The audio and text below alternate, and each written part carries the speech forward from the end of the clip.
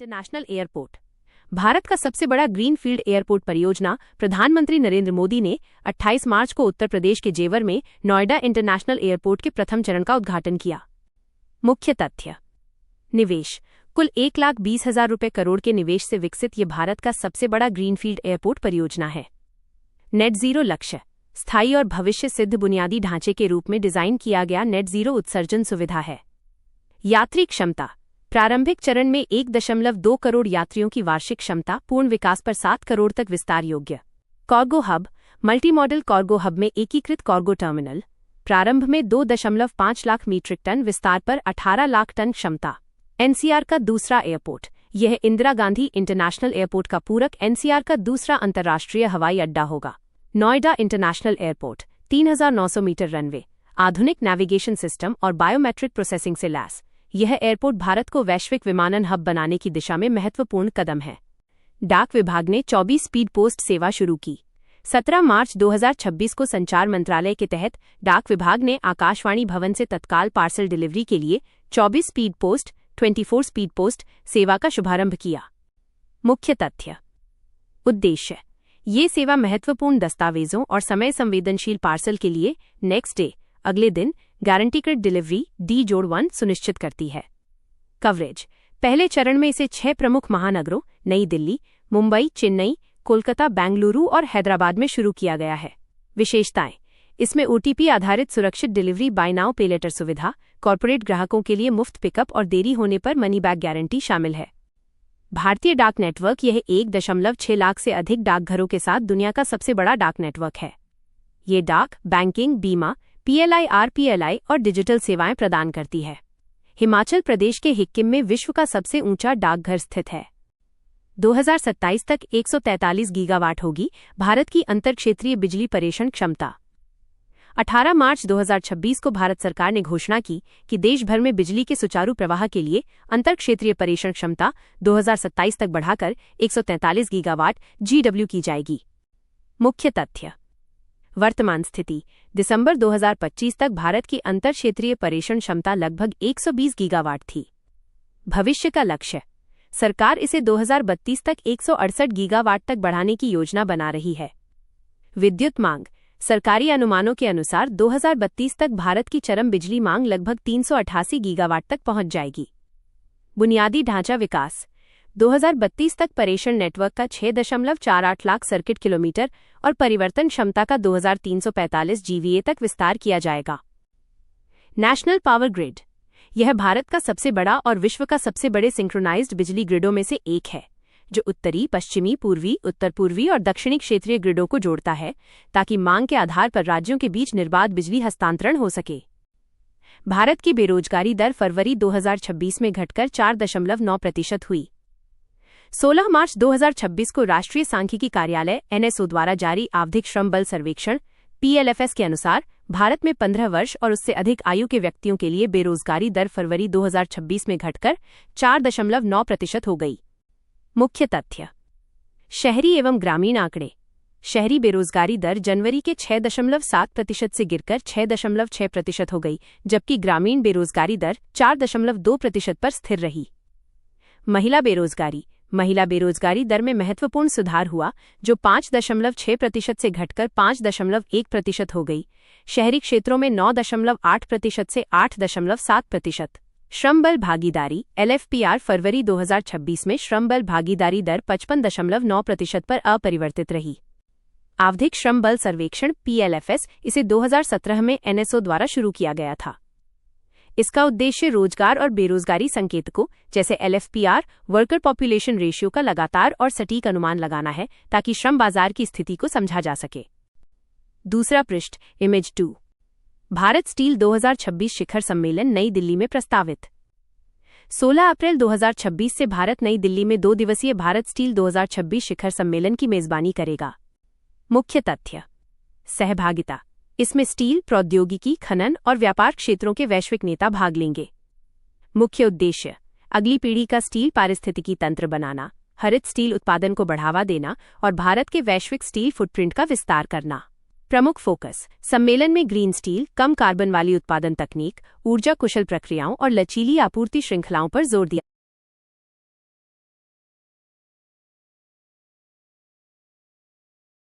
अशर देलोला के अनुसार ये भारत की क्षमताओं को प्रदर्शित करने और निवेश आकर्षित करने का मंच है। विकासकर्ता: इस सुविधा का विकास मुंबई स्थित सागर डिफेंस इंजीनियरिंग द्वारा लगभग 29.58 एकड़ भूमि पर किया जा रहा है। फोकस: केंद्र मानवरहित सतह जहाजों यूएसवीएस, स्वायत्त पानी के नीचे के वाहनों एयूवीएस और बुद्धिमान नेविगेशन प्रणालियों के विकास पर ध्यान केंद्रित करेगा।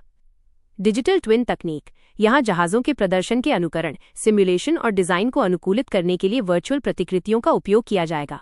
स्मार्ट विनिर्माण: शिपयार्ड में रोबोटिक वेल्डिंग, 3D प्रिंटिंग और स्वायत्त निर्देशित वाहनों एजीवीएस का उपयोग किया जाएगा।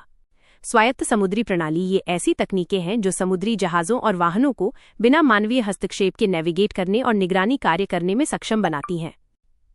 ग्रीन स्टील: यह पारंपरिक कोयले या जीवाश्म ईंधन के बजाय हाइड्रोजन या नवकरणीय ऊर्जा जैसे कम कार्बन वाले ऊर्जा स्रोतों का उपयोग करके इस्पात के उत्पादन को संदर्भित करता है, जिसमें ग्रीन हाउस गैस उत्सर्जन में भारी कमी आती है। थोरियम से 2047 तक 100 GWE ऊर्जा लक्ष्य प्राप्त करने की आवश्यकता। 16 मार्च 2026 को शांति एक्ट 2025 के संदर्भ में भारत के परमाणु ऊर्जा कार्यक्रम में थोरियम उपयोग की चुनौतियों को हल करने की आवश्यकता पर बल दिया गया है। मुख्य तथ्य: थोरियम भंडार: भारत के पास विश्व के सबसे बड़े थोरियम भंडार हैं, जिनमें केरल और ओडिशा का योगदान 70% से अधिक है।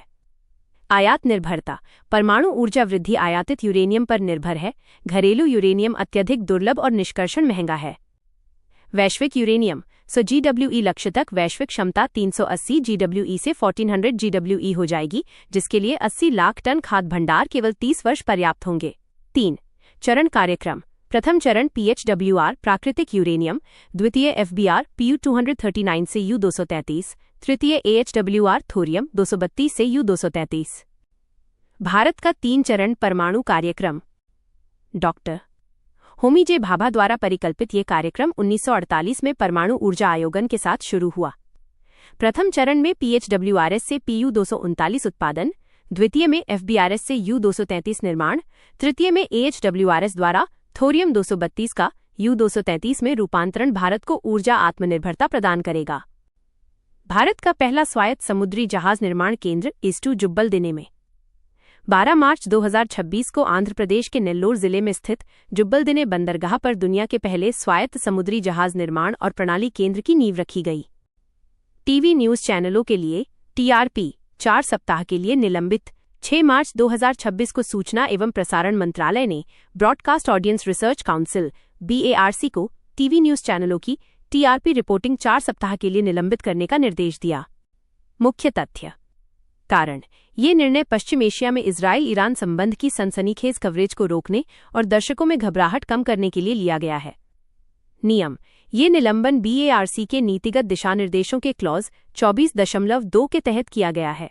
पूर्व उदाहरण: इससे पहले 2020 में TRP डेटा हेरफेर के आरोपों के बाद भी ऐसा कदम उठाया गया था। TRP टेलीविजन रेटिंग पॉइंट एक मीट्रिक है जिसका उपयोग विज्ञापन एजेंसियों और प्रसारकों द्वारा यह मापने के लिए किया जाता है कि कौन सा कार्यक्रम सबसे अधिक देखा जा रहा है। भारत में BARC इलेक्ट्रॉनिक उपकरणों, बारों और मीटर्स के जरिए इसे ट्रैक करती है। जनगणना 2027 हेतु शुभंकर, प्रगति और विकास। 5 मार्च 2026 को केंद्रीय गृह मंत्री अमित शाह ने नई दिल्ली में जनगणना 2027 के लिए डिजिटल टूल्स और आधिकारिक शुभंकर, प्रगति, महिला तथा विकास पुरुष का अनावरण किया। मुख्य तथ्य: डिजिटल जनगणना: यह भारत की पहली पूर्णतः डिजिटल जनगणना होगी जिसमें 30 लाख से अधिक अधिकारी शामिल होंगे। डिजिटल उपकरण: CDAC द्वारा DHL-BC web app, HLO mobile app 16 भाषाओं में और CMMS डैशबोर्ड विकसित किए गए हैं। स्वगणना: नागरिक घर घर सर्वे से पहले पोर्टल पर अपनी जानकारी खुद दर्ज कर सकेंगे, जिससे ऐसी ID उत्पन्न होगी।